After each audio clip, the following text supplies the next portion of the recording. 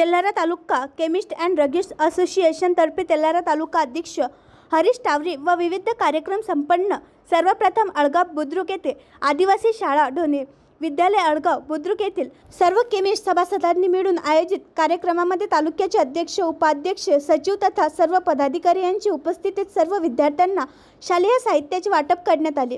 त्यानंतर अळगाव बुद्रुक येथील अहोरात्र जनतेच्या संरक्षणार्थ झटत असलेले अळगाव येथील पोलीस चौकीमध्ये कार्यरत असलेले पोलीस अधिकारी व सहकारी यांचा शाल व श्रीफळ सत्कार करण्यात आला।